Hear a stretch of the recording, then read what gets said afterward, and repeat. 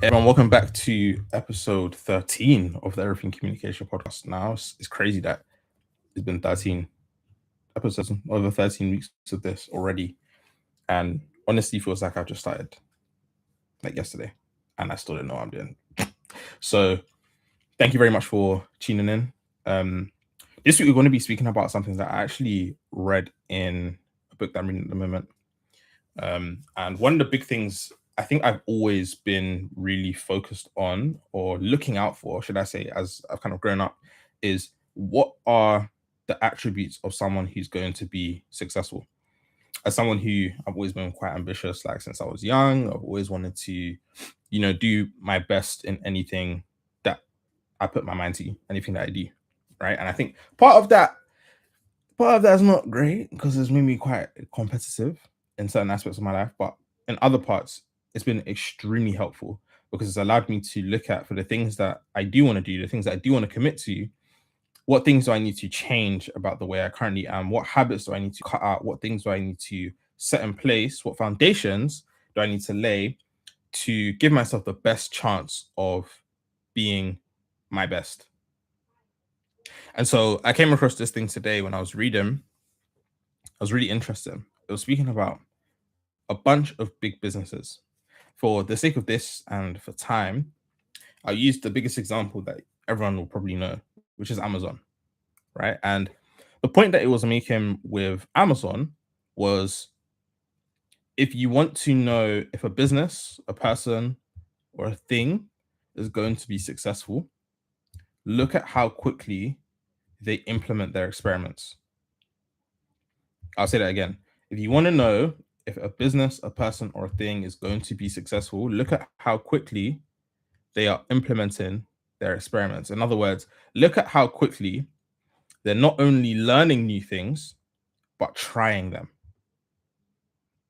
For those of you that don't know, Amazon has got a whole massive range of products, ideas, things that they've tried, which just have not worked. They haven't. They had a phone. One of them, they had a platform for experimentation itself. I think that one is still existing, but the phone didn't work. They had a bunch of other products as well that just haven't worked. If you go and research it, do quick Google search, you'll find loads. You'll find plenty. And Jeff Bezos actually sent out in a shareholder letter one week that the reason that they've been able to be successful, the reason why they've had not only the Amazon app, which has done so well, but also Amazon Web Services. Like AWS is by far the biggest cloud provider in the whole world right now, where they've had the Amazon Kindle, Amazon TV, and all of that kind of stuff that's done well. It's not even called Amazon TV. What am I talking about? That's some grandpa statement. Amazon Prime, but you guys knew.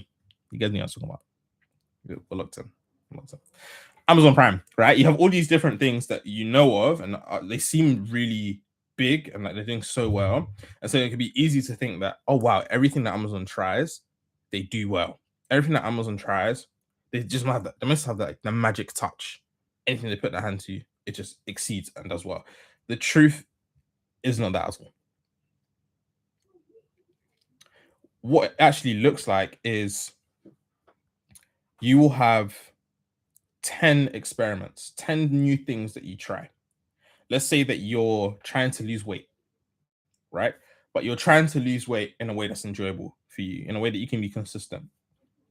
And so you try 10 different things out. You try going to the gym, you try running, you try picking up a couple sports, there's tennis, badminton, boxing. Out of all of those 10 things, 3 of those things you're probably going to fail miserably at.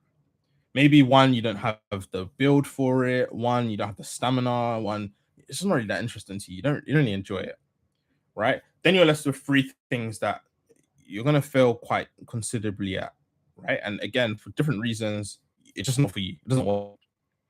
Then you have 3 things that they're pretty good. Like you do all right. Maybe running is the thing that sticks for you, and you're like, you know what? I could see myself doing this kind of semi regularly. But then you find the one thing that allows you to lose weight like crazy and you enjoy it so much. That could be boxing, could be badminton, you wouldn't have gotten to that one thing without having tried all of the 10. And that one thing might have only come as a result of you firstly going to the gym and being like, this isn't really for me. And you might meet someone whilst you're at the gym who they're in great shape. And you ask them, oh, how did you do it? How are you keeping consistent? All that kind of stuff. And they'll say to you that actually it's because I tried badminton, because I play badminton 2 times a week. The gym is just like strength training for me. I just do it as a plus, as a bonus. And then you actually went to go and try badminton. So a lot of the times, the experiments that we try, the things that we do that fail, actually lead us to the things that actually succeed. And that's been the case with Amazon and with every other company or every other person that you know that has gone on to do well. The only difference between you right now and where they are is they have had extremely high levels, extremely high thresholds for how quickly they fail, for how quickly they will get a new idea and go and put it in place. Now, there's a lot of us which have amazing ideas, right? I know many people that are great at coming up with ideas, but guess what? The reality is, so is ChatGPT. In fact, it's probably better. Claude is probably better. DeepSeek is probably better. We're at a point now where we're using AI to even refine our ideas. And so that's not really a flex anymore. Being good with ideas, like it's good, like it's cool. I'm one of the people where I'd say I have great ideas all the time, but they don't mean anything if you don't implement them. They don't mean anything if you don't see, okay, I thought this was good in my head, but now that I'm actually bringing it into the real world, does it work in practice? Because that's what you learn is in the practice. You learn in the experiments, in the things that don't go the way that you thought they would, and examining why did that happen? Why did it not happen the way that I thought it would?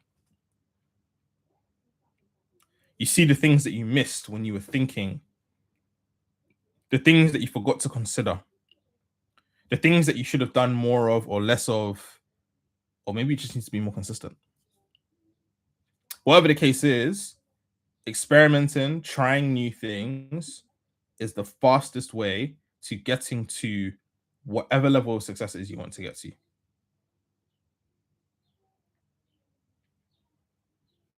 And so, if you want to be like these people, these businesses, these things that are successful, and you want to be able to track that for yourself, you want to be able to give yourself the best chance, just like I did, just like I was. And this is now something that I'm going to start doing too. Is checking in with yourself on how frequently you're failing. If you cannot answer that question, if you ask yourself that question right now, if you cannot answer how frequently you're failing, you don't know what that number is, you don't know what failing even looks like, it's probably because you're not doing enough experiments. It's probably because you're not trying enough new things. And so it's hard for you to say I failed at any one new thing because you're not trying enough. It's only when you get to a point where you've tried 15 things, you can easily say, oh yeah, I remember I tried that. Oh, I tried journaling, doesn't work for me. Oh, I tried meditation, doesn't work for me. I tried praying, I tried the Bible, doesn't work for me. But if you don't try, you will never know. And it comes back to that saying, right? That knowledge is power. The truth is, it's only when you apply the knowledge that you're given, that's when it becomes powerful. Because as I said, loads of people have great ideas, but if they stay up here, if the knowledge stays up here, it won't amount to anything. And it just becomes a cycle. Because once you apply the knowledge, then you gain more leverage. You have more resources. You have better outcomes. And that leads to you being exposed to new things, which then in turn gives you new knowledge. Then you apply that knowledge again, new outcomes, you get better knowledge, better outcomes, better knowledge, better outcomes, better knowledge, better. And then it's just this cycle. And the faster you are implementing the knowledge, the faster that the returns will come back to you, the faster that the outcomes will come back to you. So if you're in a position right now where you feel like you are unsure of what's going on in your life at the moment, you can't really see the direction of where you want to head. And it just feels like everything you try right now isn't going the way that you want it to go.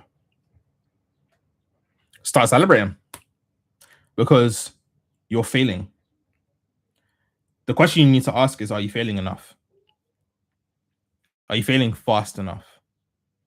Because that is what will lead you to the place you want to be at, not staying in the mediocre middle and doing the bare minimum or just trying the same thing again and again and again that you can see is clearly failing. The same is true of public speaking, right? For some people, writing down the things that you want to say before you speak, having a structure instead of a script, that's the thing that changes everything for them. For some people, it's their mindset. Some people have grown up with limiting beliefs because of where they grew up, the people that they had around them, their parents, other family members, friends from they were young. For other people, it is not knowing how to manipulate the instrument that is their voice.